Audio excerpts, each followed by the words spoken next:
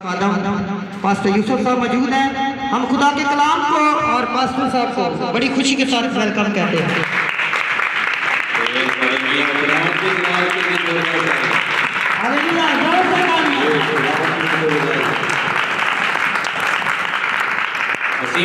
सलामती हो। हालेलुया। आए तशरीफ रखें।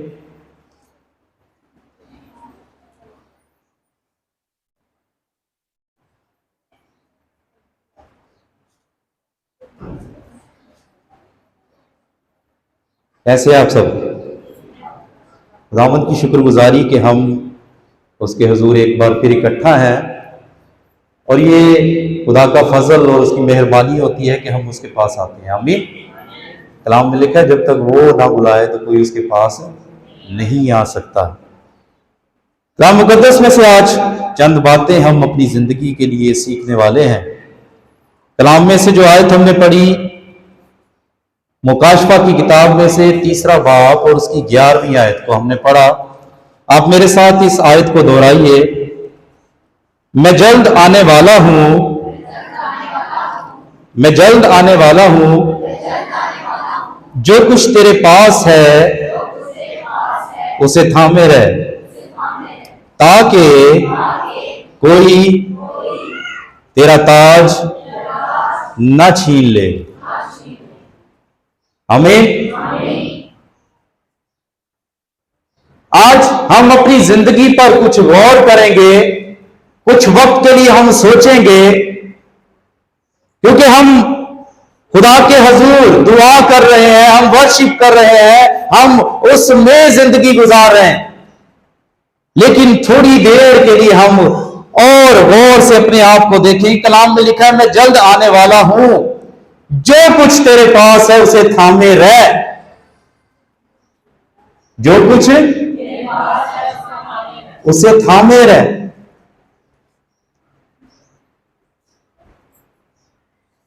उसे थामे रह, ताकि कोई तेरा ताज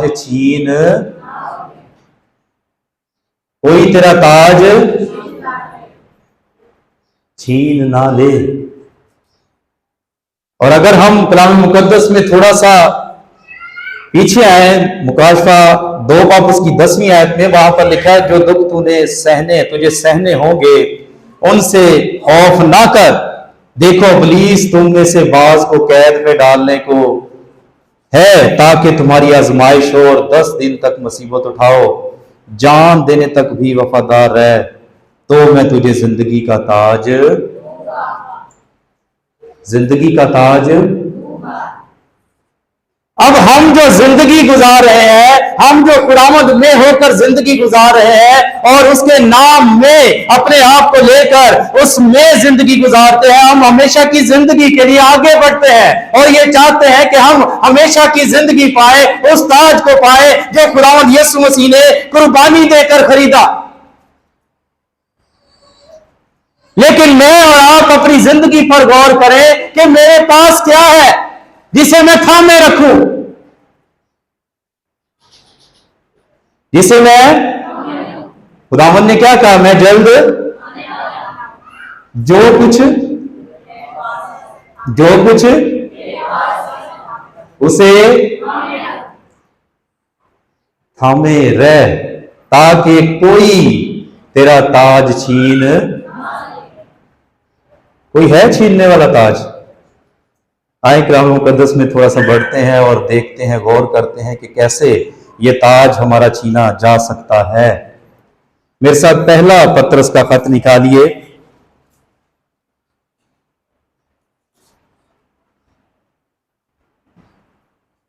उसका पहला बाब और उसकी 13 आयत से लेकर हम 16वीं आयत तक पढ़ेंगे कलाम मुकद्दस में से।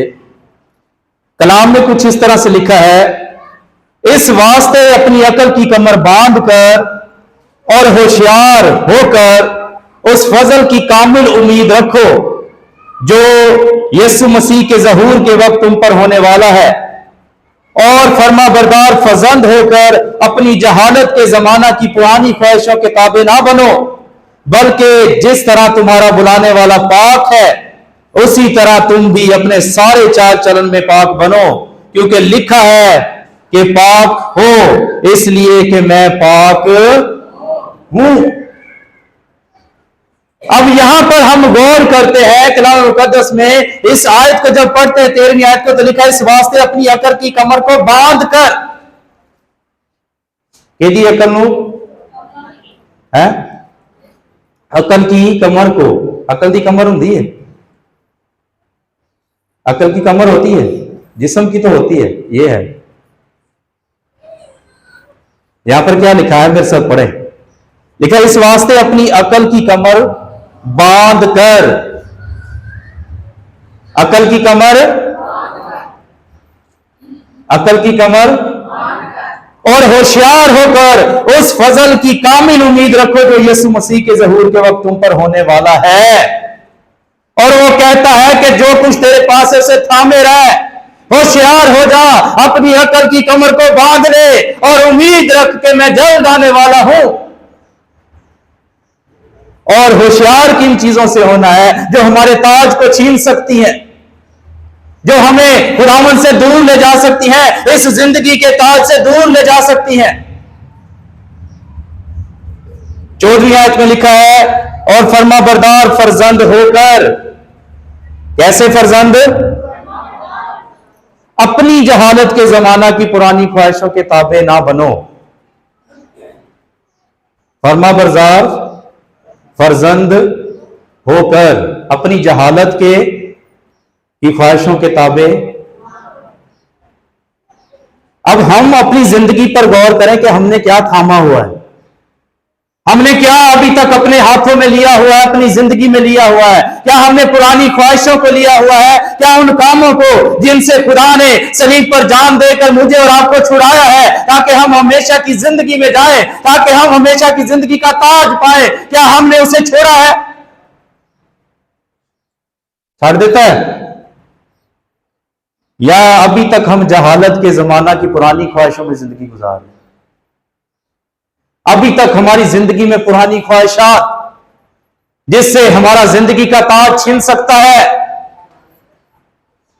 आदम से जिंदगी का ताज छिन गया बागे अदन में, जब उसने नाफरमानी की और इब्लीस की बात को माना, शैतान की बात को माना, उससे जिंदगी का ताज छिन गया।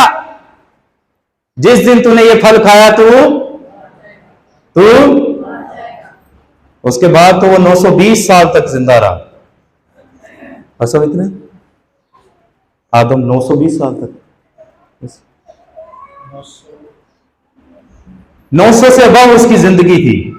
लेकिन कलाम में लिखा हुआ है कि खुदा ने कहा जिस दिन तूने 930 साल उसकी उम्र थी, जिस दिन तूने खाया उस दिन तू इसका मतलब यह है कि उसकी रूहानी जिंदगी, वो ताज जो उसके पास था वो छिन गया उसकी ख्वाहिश के बदले। और आज मुझसे और आपसे कलाम कहता है कि अपनी पुरानी ख्वाहिशों को, जहालत की जमाने की ख्वाहिशों के ताबे ना बनो, वो आपकी जिंदगी में ना हो। और अगर होंगी, थामे रहेंगे, तो फिर जिंदगी का ताज हमसे या रहेगा साढ़े को। आदम के पास रहा जिंदगी का ताज, हाँ जी मेरे साथ रहना है। आदम के पास जिंदगी का ताज रहा, जैसे ही उसने वो फल खाया तो उससे वो जिंदगी का ताज छिन गया। और कलाम यहां पर हमें सिखा रहा है कि फर्मा बरदार फरजंद होकर, कहने दे फरजंद होकर, कैसे फरजंद होकर, लेकिन जितनों उसे कबूल किया उसने उन्हें खुदा के फरजंद बनने का। और जब हम खुदा के बेटे बेटियां हैं, जब हमें यह हक मिल गया है, जब हम इस बात पर जिंदगी गुजार रहे हैं कि खुदा मेरा बाप है, तो क्या मुझे और आपको जरूरत नहीं कि हम उसके कलाम पर अमल करें, उसकी बातों को अपनी जिंदगी में। आज कलीसिया ईमानदार क्यों मार खा रहे हैं, क्यों पस्ती की तरफ जा रहे हैं? क्योंकि उन्होंने फरमाबरदारी छोड़ दी। फरमाबरदारी, और जब फरमाबरदारी की बात करते हैं तो खुदावंद यीशु मसीह जो उसका बेटा है, जिसके वसीला से हम बेटे बेटियां बने हैं, हम उस पर गौर करते हैं। तो कलाम में लिखा है कि वो जान देने तक गया फरमाबरदार वफादार। उसने कहा बाप मेरी मर्जी नहीं, तो हम किसकी मर्जी पूरी करते हैं? असि अपनी जिंदगी च केदी मर्जी पूरी कर रहे? मेरे साथ रहिए। हाँ बेटा बोलो, हम किसकी मर्जी को पूरा कर रहे हैं? आवाज ही नहीं आ रही। किसी दी तो करने होंगे ना जी, अपनी मर्जी को पूरा करते हैं। तो क्या जिंदगी के ताज को पालेंगे? क्या हमारी जिंदगी में जो ताज खुदा देने को है वो हम ले लेंगे? कभी नहीं ऐसा होगा, क्योंकि खुदा का कलाम कहता है मैं जल्द आने वाला हूं, जो कुछ तेरे पास है, जो कुछ उसे थामे रहे। अब मैं और आप अपनी जिंदगी के बारे में जानते हैं, समझते हैं कि मेरे पास क्या है, मैंने किसे पकड़ा हुआ है अभी तक, मैं किस तरह जिंदगी गुजार रहा हूं, किस चीज को अपनी जिंदगी में लेकर आगे बढ़ रहा हूं। फरमाबरदार फर्जंद होकर अपनी जहालत के जमाना की पुरानी ख्वाहिशों के ताबे ना बनो।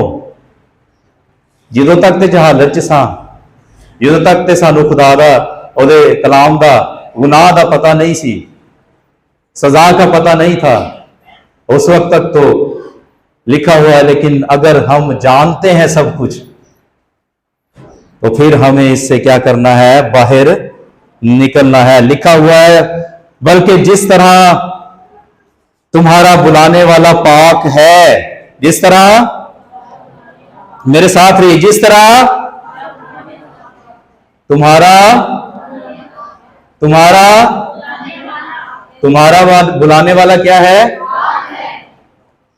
आगे मेरे साथ पढ़िए।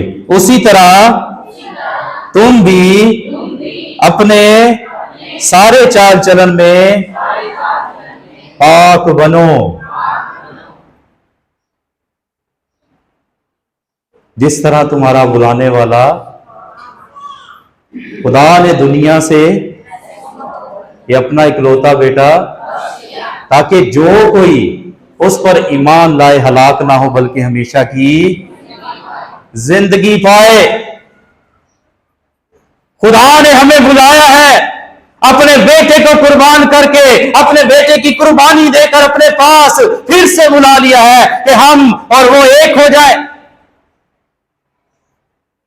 तो फिर जब हमारा बुलाने वाला पाक है, तो खुदा का कलाम ये सिखाता है मुझे और आपको उसी तरह पाक बनना है, अपने सारे चाल चलन में, अपने सारे कामों में, अपनी सारी बातों में। जिस तरह खुदा पाक है, इसी तरह हमने भी हर एक बात में क्या बनना है?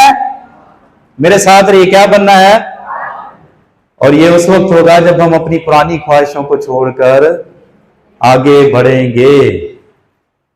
फिर जिंदगी का ताज नहीं तो छिन जाएगा। अपने सारे चाल चलन में क्या करो? पाक बनो, क्योंकि लिखा है कि पाक हो इसलिए कि मैं, हालेलुया, खुदा कहता है कि पाक हो इसलिए कि मैं पाक हूं। मैंने और आपने, ईमानदारों ने जो चाहते हैं कि हम उसकी बादशाही में दाखिल हो, हम जिंदगी के ताज को पाए, हम खुदावंद के साथ उसकी बादशाही में जाएं, तो हमें अपने आप को इस दुनिया में रहते हुए तैयार करना है, ताकि हम पाक होकर उसके साथ उसकी बादशाही में शामिल हो, और तब वो हमें जिंदगी के ताज को दे। आमीन। और 17वीं आयत में लिखा है, और जब कि तुम बाप कहकर, जबकि तुम, ए हमारे बाप तू जो, जबकि तुम बाप कहकर क्या करते हो? उससे दुआ करते हो जो हर एक के काम के मुवाफिक बगैर तरफदारी के इंसाफ करता है, तो अपनी मुसाफरत का जमाना खौफ के साथ गुजारो। हालेलुया। जब तुम बाप कहकर, की कहकर, उससे दुआ करते हो जो हर एक काम के मुआफिक बगैर तरफदारी के इंसाफ करता है। अपनी मुसाफरत का जमाना खौफ के साथ क्या करो। क्या हम खुदा का खौफ रखते हुए जिंदगी गुजार रहे हैं? हम मुसाफिर हैं इस दुनिया में। हमने अपने वतन में वापस जाना है, जहां के लिए हमें बुलाया गया है, जहां के लिए हमें कितने नहीं बुलाया खुदा ने। खुदा ने हमें किसके लिए बुलाया है? कितने रह जाना है? तेरी बादशाही आए, जैसे अपनी बादशाही चले जान नहीं बुलाया है, तो परेशान क्यों हो गए?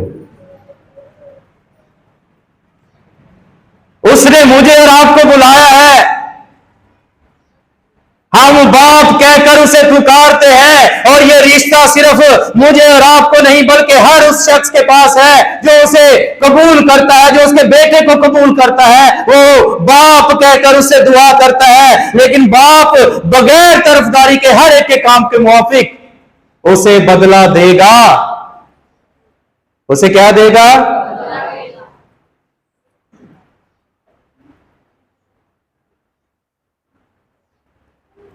क्या देगा? बहनों क्या देगा? बेटा क्या देगा? हाँ जी, थोड़ा ध्यान कलाम वाल कर लो।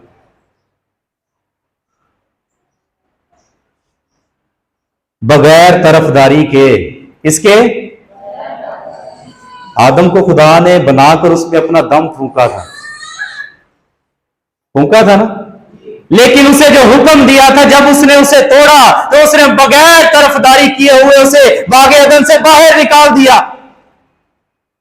और किसे दी तरफदारी? ना मेरी और ना, बगैर तरफदारी के इंसाफ करता है। तो अपनी मुसाफरत का जमाना खौफ के साथ गुजारो। मुझे और आपको इस जिंदगी में जो मुझे और आपको मिली है खुदा की तरफ से, खुदावंद के हजूर अपने सारे चाल चलन में पाक बनना है और अपनी पुरानी ख्वाहिशों को छोड़कर फर्मा बरदारी के साथ जिंदगी गुजारनी है। तब हम अपने उस ताज को हासिल कर सकते हैं। लेकिन अगर नाफरमानी हमारी जिंदगी में रही, नाफरमानी जिंदगी च रही, तो फिर कलाम च की पढ़ा, मैं जल्द आने वाला हूं, जो कुछ तेरे पास है उसे ताकि कोई तेरा ताज छीन। हमारी पुरानी ख्वाहिशें हमसे अब हमारा ताज छीन सकती है। हमारा चाल चलन हमसे वो ताज छीन सकता है। और इब्लीस हमेशा ये चाहता है कि कोई खुदा की बादशाही में दाखिल ना हो। आए मुकाशफा की किताब में से एक और हवाला देखते हैं।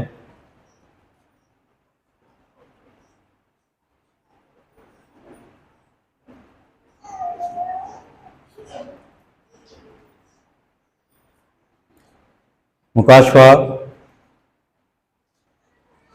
यकूब में आ जाए, पहला बाब उसकी 12वीं आयत को पढ़े। यकूब पहला बाब उसकी 12वीं आयत, ठहर ठहर के पढ़िएगा। निकाल लिया सबने? याकूब का खत, यस पढ़िए। मुबारक वो शख्स है जो आजमाइश की बर्दाश्त करता है, जब मकबूल ठहरा तो जिंदगी का वो ताज हासिल करेगा जिसका खुदावंद ने अपने मोहब्बत करने वालों से वादा। हालेलुया। अपने मोहब्बत करने वालों के साथ खुदावंद ने यह वादा किया है कि मैं जिंदगी का ताज तुम्हें दूंगा। लेकिन उससे पहले जब पढ़े तो लिखा है मुबारक है वो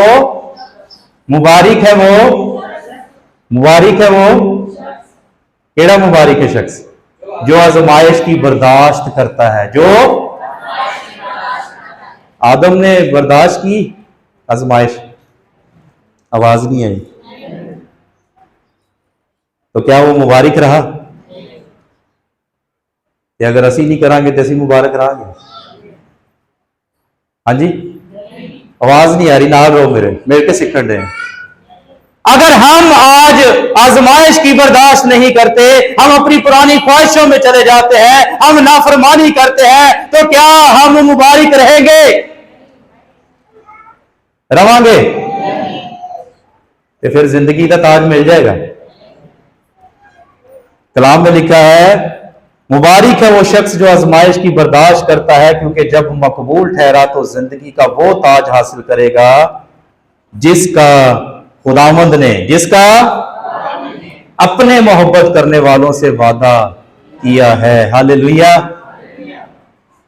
अगर हम ये कहते हैं कि हम उससे मोहब्बत करते हैं, तो ये ताज जिंदगी का मेरे और आपके लिए। आमीन। लेकिन उस वक्त जब हम फरमाबरदार रहेंगे। और कलाम में हमने पहली मरकजी आयत को जब पढ़ा था तो लिखा है, मैं जल्द आने वाला हूं, जो कुछ तेरे पास है उसे थामे रह ताकि कोई तेरा ताज।